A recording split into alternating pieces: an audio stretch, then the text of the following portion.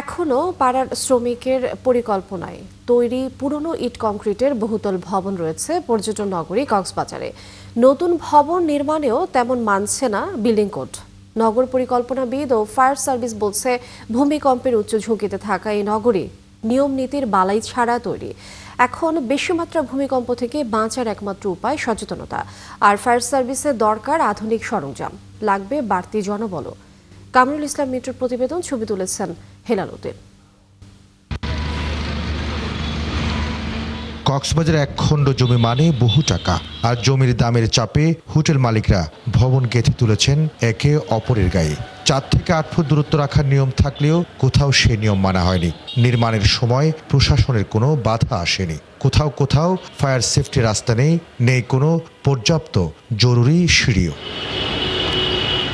নগর পরিকল্পনাবিদদের মতে পর্যটন জোনের অধিকাংশ হোটেলে নির্মিত হয়েছে নিয়ম ভেঙে। শহর ও শহরতলি মিলিয়ে হাজারো বসতবাড়ির ঝুঁকিতে রয়েছে নির্মাণ শ্রমিক নির্ভর নির্মাণে।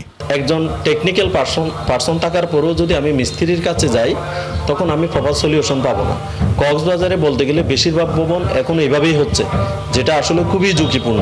ঝুঁকি অলরেডি সৃষ্টি হয়েছে, প্রাকৃতিক ঝুঁকি আপনি শুধুমাত্র কোনো টেকনোলজি দিয়ে অ্যাভয়েড করতে পারবো না। প্রাকৃতিক ঝুঁকি আমরা যতটুকু পারি আমাদের সচেতনতায় আমাদেরকে উত্তরণের উপায়। ফায়ার সার্ভিস বলছে, কক্সবাজারে বড় ভূমিকম্প হলে উদ্ধার করার মতো প্রয়োজনীয় জনবল ও আধুনিক সরঞ্জাম তাদের নেই। আর ম্যাক্সিমাম বিল্ডিং এ দেখা যাচ্ছে যে আমাদের সাথে কোক বলেন, অন্যান্য সংস্থা বলেন, এগুলো একটু কন্ট্রাডিকশন আছে। যেমন ওরা হাই রিস্ক হিসেবে গণ্য করে হচ্ছে 10 তলার উপরে, আর আমাদের ফায়ার সার্ভিস আইনে হচ্ছে 7 তলা বা 23 মিটার হলেই সেটাকে হাই রিস্ক হিসেবে গণ্য করে। এই জন্য 23 মিটার হলেই 2টা সিঁড়ি রাখতেই হবে, এটা হচ্ছে ম্যান্ডেটরি। তাদের আরেক শঙ্কা হলো, কক্সবাজার জুড়ে লাখের বেশি মানুষের বসবাস ঝুঁকিপূর্ণ পাহাড়ে। রোহিঙ্গা ক্যাম্পগুলো রয়েছে ঝুঁকিপূর্ণ এলাকায়, তাই ফায়ার স্টেশনগুলোতে জনবল বাড়ানো দরকার। কামরুল ইসলাম মিন্টু, 71, কক্সবাজার।